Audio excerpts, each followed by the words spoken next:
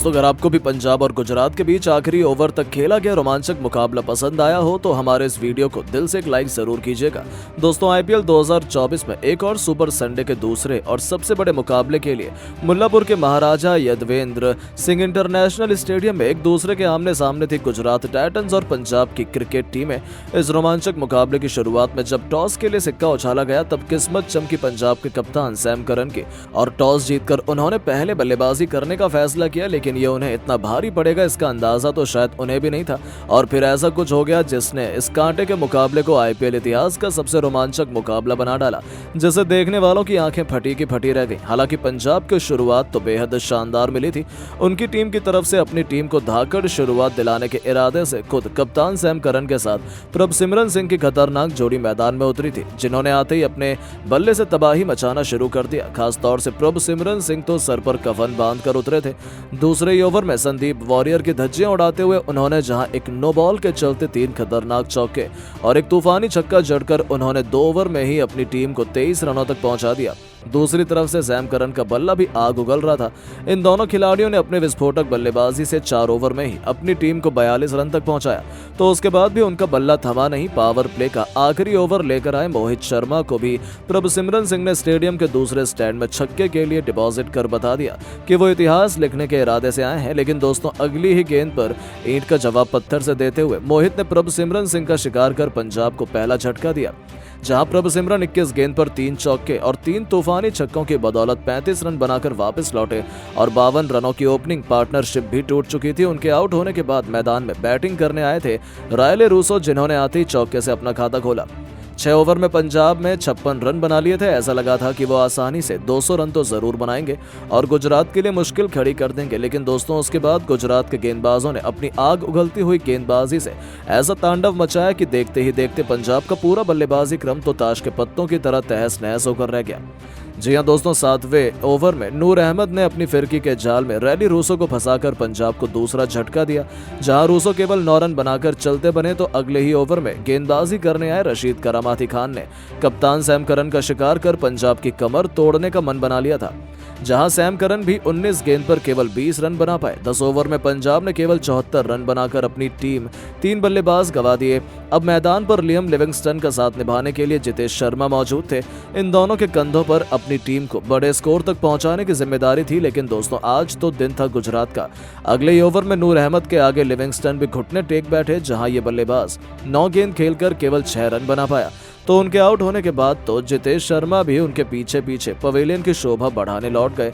उनका शिकार साई किशोर ने 12वें ओवर में किया और इसी के साथ उन्होंने पंजाब की आधी पारी को समेट दिया था, जहां जितेश शर्मा भी 12 गेंद पर केवल 13 रन बना पाए। 12वें ओवर में कछुए की रफ्तार से केवल 86 रन बनाकर पंजाब की टीम ने अपने टॉप 5 बल्लेबाज खो दिए थे।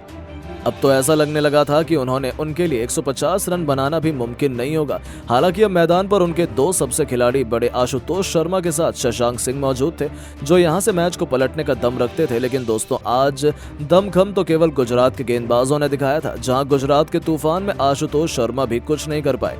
वो भी केवल 3 रन बना पाए। 15 ओवर में पंजाब में 97 रन बना लिए थे, तो शशांक सिंह भी 16 ओवर में साई किशोर के सामने हार मानकर पवेलियन की शोभा बढ़ाने लौट गए। जहां ये धाकड़ बल्लेबाज भी 12 गेंद खेलकर केवल 8 रन बना पाया था। वो तो पंजाब को 100 रनों के पार भी नहीं पहुंचा पाए थे। 16 ओवर में पंजाब ने बड़ी मुश्किल से 107 रन 7 विकेट के नुकसान पर बना लिए। अब हरप्रीत बराड़ के साथ हरप्रीत सिंह भाटिया मैदान में मौजूद थे। उन्होंने संभल कर बल्लेबाजी करने का सोचा, पर गुजरात के गेंदबाजों की खटिया खड़ी करते हुए हरप्रीत बराड़ खतरनाक बैटिंग कर रहे थे। 18वें ओवर में उन्होंने मोहित शर्मा के खिलाफ एक के बाद एक 2 खतरनाक चौके लगाए, तो 19वें ओवर में उन्होंने साई किशोर को भी आड़े हाथों लेते हुए पहले एक चौका लगाया, तो अगली ही गेंद को छक्के के लिए डिपॉजिट कर उन्होंने पंजाब को तेजी से आगे बढ़ाना शुरू कर दिया था। हालांकि दोस्तों, तभी साई किशोर ने हरप्रीत बराड़ के रूप में अपना चौथा शिकार किया, जहां ये तूफानी बल्लेबाज 12 गेंद पर 4 चौके और 1 छक्के की बदौलत 29 रनों की बहुमूल्य पारी खेलकर वापस लौटा।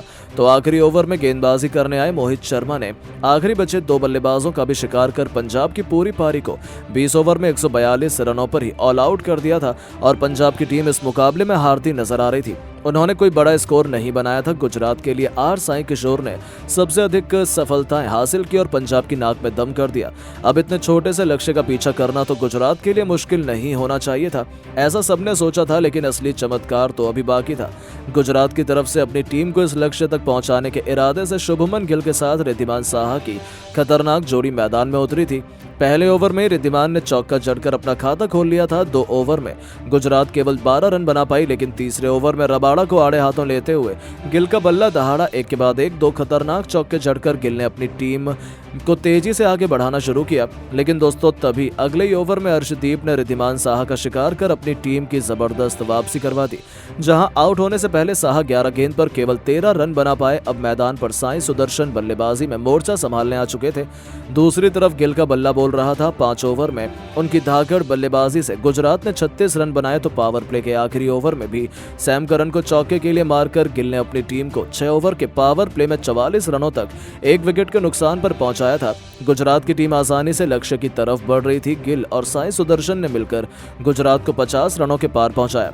दोनों के बीच एक अच्छी पार्टनरशिप पनपने लगी। 9वें ओवर में गुजरात ने 65 रन बना लिए, लेकिन दोस्तों तभी एक बार फिर पंजाब की वापसी का ऐलान होता है।